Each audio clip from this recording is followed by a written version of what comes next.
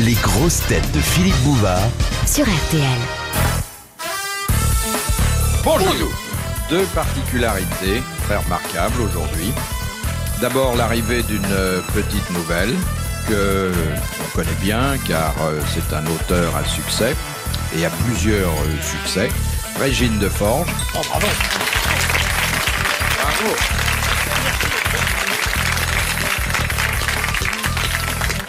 Et ensuite, le retour après de longs mois d'absence, mais d'absence justifiée.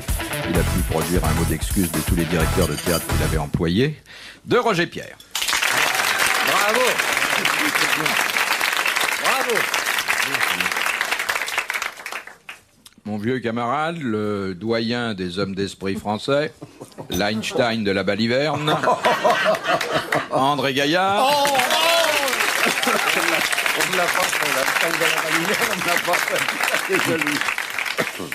Et puis l'amiral, égal à lui-même. Bravo. C'est-à-dire à un très haut niveau. Quelqu'un qui navigue de plus en plus sur nos ondes et qui est maintenant une des gloires d'une des chaînes françaises les plus remarquables, enfin en tout cas des plus nouvelles. Un homme qui invite à prendre place sur son radeau des personnalités, sans même les peser, sans savoir si le radeau ne va pas s'enfoncer dans l'onde. Et peser une faute d'orthographe dans votre truc là. Olivier de Kersauzon. J'appréhendais le pire, ou le meilleur selon les cas, en présentant une nouvelle grosse tête en jupon à l'amiral, mais il semble que vous connaissez. Je la connais depuis qu'elle est tout petite, moi. C'est lui qui m'a appris à lire Jules Verne. C'est moi qui lui mettais le doigt sur les lignes. Ah oui. C'est joli comme image. 20 000 lieues sur les mers, ils ont. Mais moi j'ai connu Régine. 20 000 lieues sous mes mers. Je l'ai connue, elle était toute petite. Vous êtes rencontrés où, chez Castel Non. Dans le quartier. C'est un prévent ici. Dans le quartier.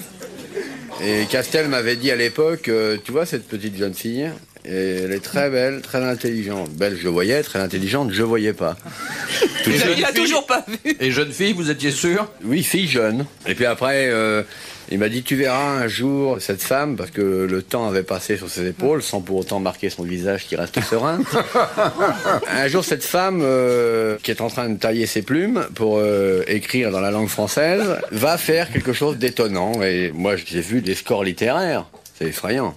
C'est effrayant de voir à quel point cette sensibilité délicate a su percer ce qu'il y avait de plus caché chez ses contemporains. Elle est formidable, elle a des résultats. Elle tire davantage que la grande cheminée de la salle des gardes du château de Chambord. C'est effrayant. Hein. Qu'est-ce qu'elle doit avoir comme pognon? Alors, votre mansuétude à son égard, car on connaît autrement vos réactions machistes, phallocratiques, vient de son talent, du fait qu'elle est agréable à regarder, ou de l'argent qui s'amasse, vous le savez maintenant, sur son compte en banque. Je vais faire comme les hommes politiques. Très sincèrement. Merci pour cette question. C'est une bonne question. C'est une bonne question. Moi, ça fait 15 ans que je l'aime. Donc, je l'ai aimé pauvre. Je vois pas pourquoi je l'aimerais pas riche. Oui, ça, Comme quoi tous les efforts sont récompensés. Hein. Faites un effort. Et de quels yeux regardez-vous l'amiral Régine Deforges? J'ai toujours eu un œil intéressé sur lui. Un seul. En ouvrant, je peux ouvrir les deux. Oui, non. Dans quelle catégorie d'hommes vous le Elle est vous riche parce placez? qu'elle était à l'œil. Bah, laissez-moi le regarder, ça faisait longtemps que je ne l'avais pas vu. Menteuse. Pas si vite. Les hommes faciles? Oh non, non, je dirais pas ça. Faut Non. payer avant. Bon, des hommes qui ont un regard, c'est pas si fréquent. Non. On dit l'œil pointu dans mon Poitou. Mais quand on est très près d'un homme, le regard, ça sert plus à rien. Il faut vraiment être assez près. Oui, Eh ben, je n'ai pas été très près. parce que plus on est près, moins on voit.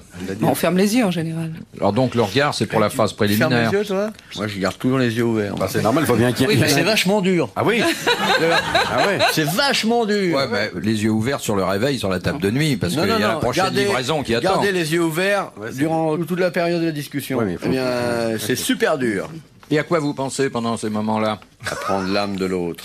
Mais vous comptez les fleurs sur la tapisserie, les mouches au plafond tout, pas du tout.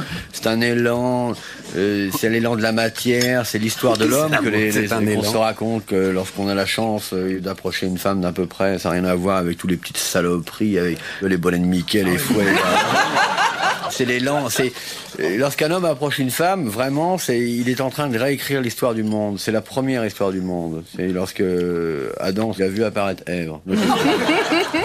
Oui, c'est une façon de recréer le monde. Non, mais de participer aux grands élans. Il n'y a que par ce contact qu'on approche l'absolu. C'est beau tout ça. C'est beau Ouais, tout c'est ça. pas hein. mal. Et Tu vous m'en mets- approchez ça, souvent ça- l'absolu, combien de fois par semaine? Le plus souvent possible. Moi, j'aime bien cette description de l'acte Ouais, amoureux qui c'est sublime joli, un c'est peu bien, quand même, c'est qui bien. transcende. C'est bien, hein. c'est joli. Oui, je crois qu'il faut... Il faut transcender. Il faut élever le débat. Il faut sinon, transcender. On peut même faire ça avec des femmes. Bon, Madame Materne de Soumagne, qui a dit « Ma mère aimait les enfants. Elle aurait donné n'importe quoi pour que j'en sois un. » Oh, c'est pas français. Vous voulez dire, ça n'a pas été proféré en français ou c'est d'une syntaxe douteuse? Non, je un étranger qui a dit pas. ça. C'est un étranger qui a dit ça. C'est un étranger. C'est Et Allen Allen. C'est pas Allen, mais c'est très près. C'est pareil, Twain. Sifflez-le. C'est un américain.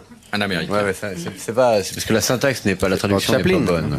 Chaplin. Non. Non, Il c'est est un vivant nom. Non, il est mort. Il est mort. Keaton. Non, Un comique. un comique. Laurel Hardy, là. Vivant encore? Un de vos Bi- pires, ah bah, un de vos pires Groucho. spirituels. Groucho Marx. Groucho Marx. Bonne réponse d'André Gaillard.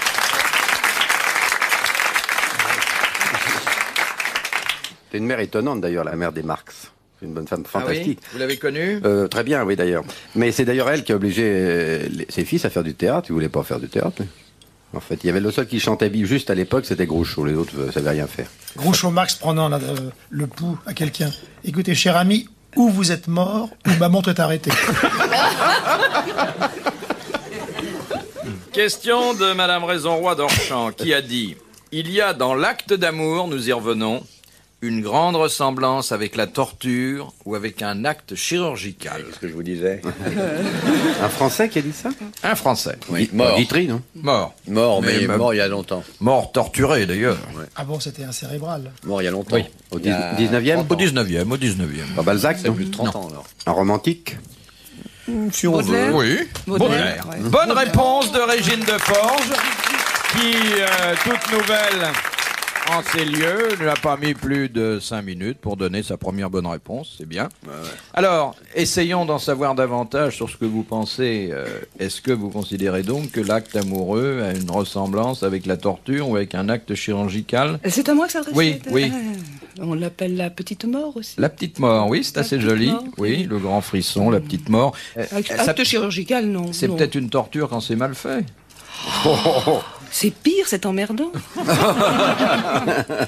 Et vous, monsieur Roger Pierre? À la campagne, ils disent la bricole. On a l'impression que Baudelaire a un peu exagéré. Ah non, non, pas vraiment, parce qu'il était... il ne supportait pas que les dames lui cèdent. Ah tiens. Oui, et il avait fait une scène épouvantable à celle qu'on a appelée la présidente, qui était une égérie. Et il faisait le siège de cette dame, et un jour cette dame lui cède, voulant lui faire plaisir. Il ne l'a plus jamais revue, en lui disant qu'elle lui avait joué un très méchant tour. Ouais, moi, je suis comme ça. Donc c'est pour ça que j'ai Vous pensé êtes comme à... ça, vous, Un amiral? peu, mais il se déguise et il revient. Oui.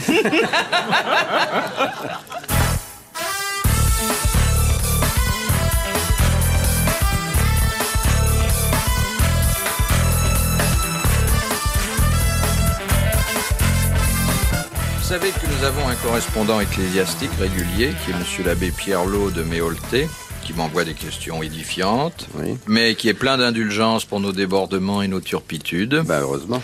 Voici sa question. Qui avait demandé par testament à être conduit à sa dernière demeure dans le corbillard des pauvres?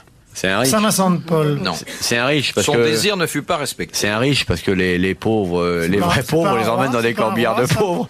On n'a jamais vu un pauvre mis dans un corbillard de riche. C'est vieux ça, hein? C'est au 19e siècle. Mais c'est un homme, un c'est un roi. écrivain. Oui. Tu vois, C'est Victor Hugo. Victor Ah oui. Hugo. À qui on fit d'ailleurs des obsèques nationales. National, au Panthéon. Bonne réponse de l'amiral. De monsieur Moretti, des Nains-Liétard. Qu'est-ce qu'on fit pour la première fois le 11 novembre 1923? On a fêté l'armistice. Non, c'était pas la première fois. La deuxième bien fois, l'énoncé de la Les question. cérémonies de monument aux Non, morts. non, c'est le soldat inconnu. On a, Oui, mais On a donné le nom La du soldat flamme. inconnu. La On a flamme, flamme. on a installé On a la flamme. allumé. installé la flamme qu'on allait C'est ranimer. exprès. la bonne réponse est venue d'André Gaillard.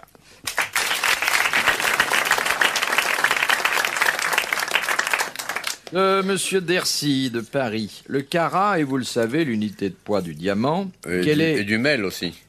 Le Et- caramel. C'est moins cher et ça colle plus les dents que le diamant. Si ça raille pas. Et quelle est l'unité de poids de la perle, qui vaut d'ailleurs un quart du carat? L'huître. Vous dites, donnez-moi un diamant de 15 carats, et vous dites, donnez-moi une perle de... De 50 carats. Parce que si elle en vaut le quart, pour avoir une grosse perle, il faut grosse. donc C'est pas multiplier une grosse, 4 fois une ce qu'il y aura petite. sur un diamant. Hein, mon amour? Il n'y a pas un Les bijoutier plus à la jolies salle. perles, nous vous les devons, amiral. Stranger in the night. C'est un mot français? Genre petite, genre grosse, genre... C'est pas gramme, non? Non? Milligramme? ah, Kilo? c'est poids. C'est un poids, alors. Kilo peut-être? Non, pas Aussi du tout. une perle non. de 9 kilos, chère madame. Non, c'est par ailleurs un mot qui sert à d'autres C'est le micro usages. Micro, non? Non, c'est pas un mot savant. Ah bon? C'est un vieux mot français. Mon cher Philippe, une question importante. Je vous en prie. Est-ce que c'est un vieux mot français qui est directement rétabli à une unité de mesure? Non. Non qui? Mais Non, cher ami. C'est un vieux mot. c'est pas un mot archaïque, c'est un mot Vous avez qu'on tiqué quand j'ai dit emploie gramme. depuis très longtemps. Vous avez tiqué quand j'ai dit gramme. Il y avait une espèce de consonance qui me Grade. paraissait intéressante. Grade, non? Non. Brad. Frade. Non, bah, vous n'allez pas procéder par tâtonnement comme ça, c'est indigne de vous. Bah, c'est vrai. Caca kiki coco cucu poète poète. Ça fait long pour un C'est une poids. perle de 3 cucus. Est-ce que vous voulez bien vous le mettre sur votre cou de bovin? Oh. Enfin, il est savant, ces Vous questions-là. connaissez l'histoire de la demi-mondaine qui arborait un collier de perles qui était très très grand. Quelqu'un regarde les dimensions du collier et dit tiens, voici des perles qui retournent à leur source. Pourquoi les morues, ça n'a pas de perles? L'once, c'est pas ça? Finissez votre raisin. Eh bien, il y a peut-être dans mon raisin la réponse. Le pépin. Pépin. Ah, Non. La peau. La cèpe? Le grain. Le grain. Bonne réponse de René Clair. C'est drôle, hein, les Eh, situations. tu te rends compte, il aurait bouffé une banane, on ne trouvait pas. Ah la vache! Ah, dis donc, ouais, on a eu chaud, là. Sauvé par les fruits et légumes, merci. Les primeurs ont gagné. Bon, c'est drôle parce que j'ai assisté hier à un gala à l'opéra où Léon est intervenu pour tirer une tombola. Et alors, le premier lot, c'était une montre d'un grand bijoutier de la place Vendôme. Et alors, Léon avait mis le paquet dans sa poche. Enfin, il était très honnête, il l'a sorti. Il était enrubanné, enveloppé, et il dit, il se présente un monsieur, enfin apparemment, qui avait tous les signes extérieurs du sexe masculin. Et il lui dit, je ne sais pas si c'est une montre de dame ou d'homme, qu'est-ce qui vous ferait plaisir? Et ça dure 10 minutes. Et c'est un monsieur qui a une réputation dans Paris tout à fait équivoque. Eh bien voilà votre monde de PD.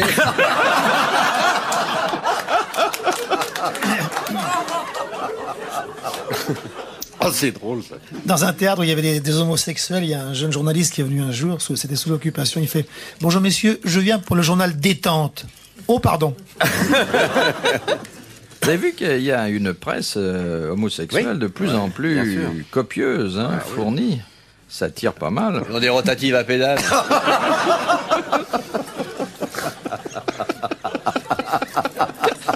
Une question de Monsieur Souplet qui habite Château-Thierry. S'il vous plaît. Qu'est-ce qu'on peut faire pour vous aider? Ah non, ça va très bien. J'attends la question. Et moi la réponse? Oh, ils attendent tous les deux. C'est chouette. C'est chouette, hein? Ça fait salle d'attente. Qu'est-il d'usage d'offrir en Allemagne fédérale aux employés qui sont restés 30 ans dans la même entreprise le jour où ils prennent leur retraite? Une médaille, une montre, Un portrait d'Hitler en latex, là, comme un cheveu. une concession au cimetière, non? Une concession à perpétuité dans un cimetière. Très bonne réponse de Roger Pierre.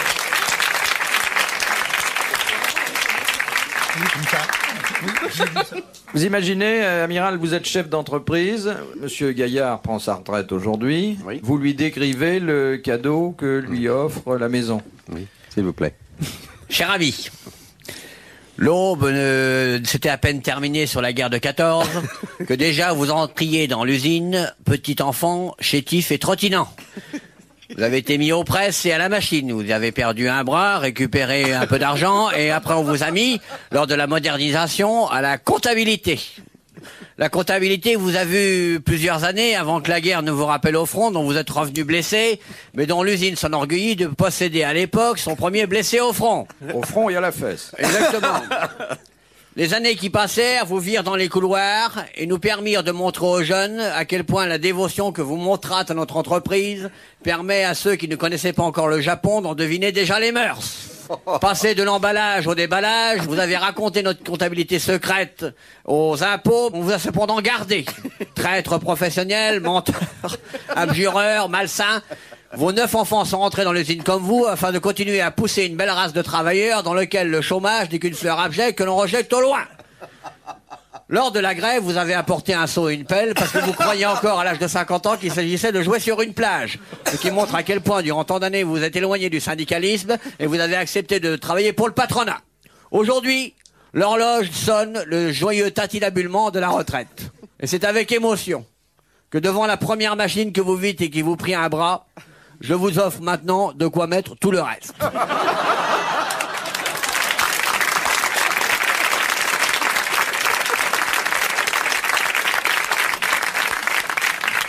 Décrivez un peu la concession. Notre maison, lorsque l'usine a été construite, à l'époque il n'y avait pas d'autoroute, vous vous en souvenez, parce que vous arriviez crotté parfois avec un tuba, tellement il y avait de flotte dans le chemin pour pouvoir respirer.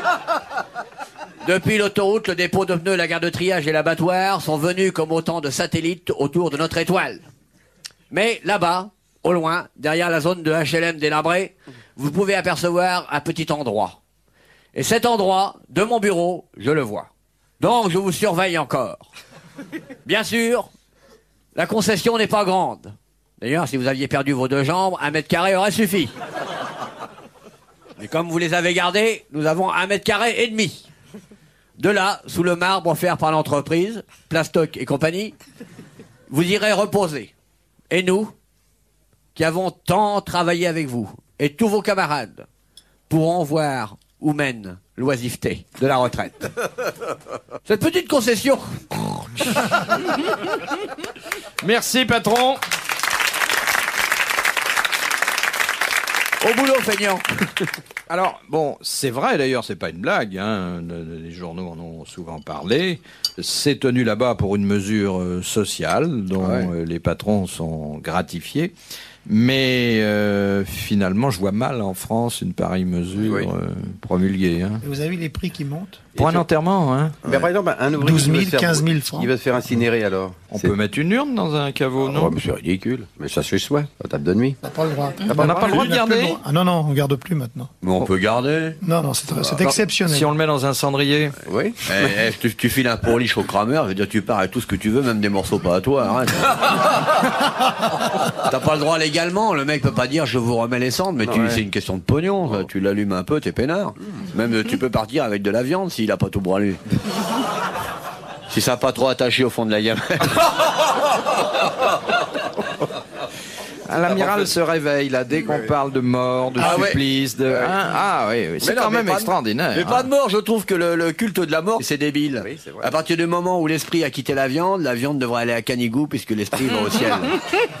Vous vous rendez compte, les mètres carrés, le pognon qui est en cimetière, en marbre, à mon Norbert chéri, à notre Dédé tant aimé.